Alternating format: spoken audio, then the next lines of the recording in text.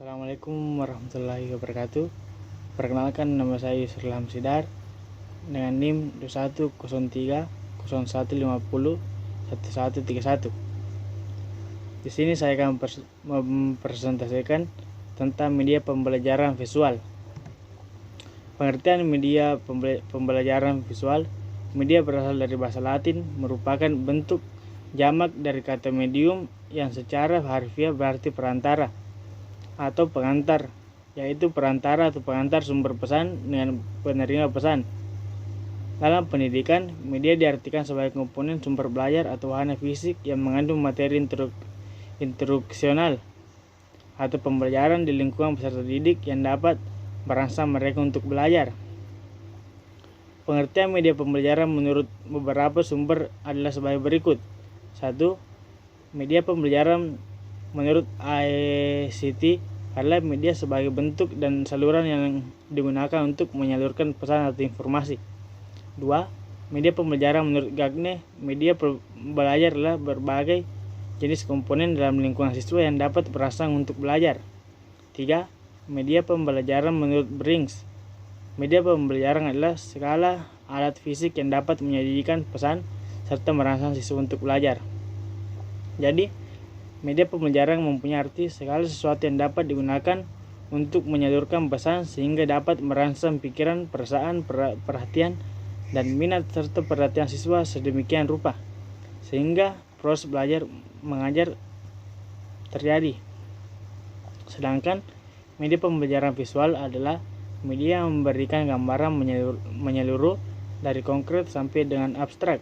Jadi, dapat diambil kesimpulan bahwa media visual merupakan salah satu media untuk pembelajaran. Media pembelajaran visual ini lebih realistis dan dapat dirasakan oleh indera penglihatan. Media pembelajaran visual ada yang dapat diproyeksikan dan ada pula yang tidak dapat diproyeksikan. Media yang tidak dapat diproyeksikan. Macam-macam media pembelajaran yang tidak diproyeksikan diantaranya adalah 1. Media realitas, yaitu benda nyata. Benda tersebut tidak harus dihadirkan di ruang kelas, tetapi siswa dapat melihat langsung objeknya. 2. Model, yaitu benda tiruan dalam wujud 3 dimensi yang merupakan representasi atau pengganti dari benda yang sesungguhnya. 3. Media grafis, tergolong media pembelajaran visual yang menyalurkan pesan melalui simbol-simbol visual. 4. Gambar atau foto, merupakan media yang paling umum digunakan. 5. Sketsa adalah gambar sederhana atau draft kasar yang melukiskan bagian pokok tanpa detail dengan sketsa dapat menarik perhatian siswa, menghindarkan verbalisme dan memperjelas pesan. 6. Diagram atau skema, gambar sederhana yang menggunakan garis dan simbol untuk menggambarkan struktur dari objek tertentu secara garis besar. 7. Bagan atau charts, menyajikan ide atau konsep yang sulit sehingga lebih mudah dicerna siswa. Selain itu, bagan mampu memberikan ringkasan butir-butir penting dari penyajiannya. 8. Grafik, yaitu gambar sederhana yang menggunakan garis, titik, simbol verbal, atau bentuk tertentu yang menggambarkan data kuantitatif. Dan media yang dapat diproyeksikan. Media ini adalah salah satu media yang paling umum digunakan di dalam kelas. 1.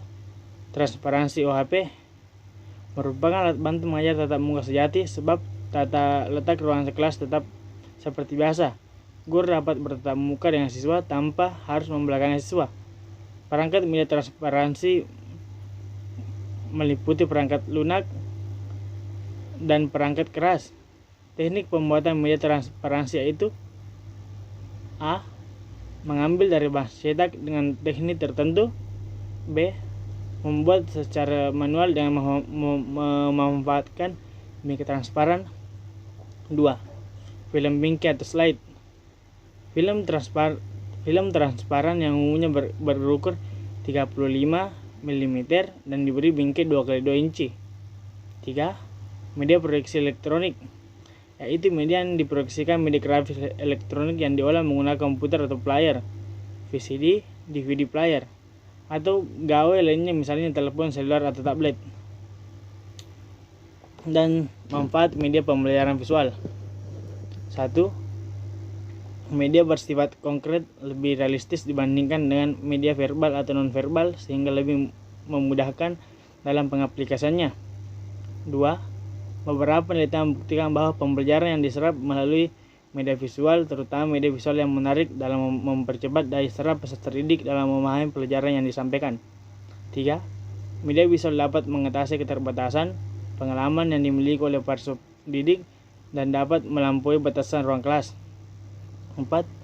Lebih efektif dan efisien dibandingkan media verbal lainnya karena jenisnya beragam. Pendidik dapat menggunakan semua jenis visual yang ada. Hal ini dapat menciptakan sesuatu yang variatif dan tidak membosankan bagi para peserta didik. Dan yang terakhir, penggunaan praktis. Maksudnya, media visual ini mudah dioperasikan oleh setiap orang. Misalnya, penggunaan media proyeksi elektronik atau infografis. Mungkin cukup sekian dan sempat saya sampaikan. Semoga ada manfaatnya. Wabillahi taufiq wa hidayah. Assalamualaikum warahmatullahi wabarakatuh.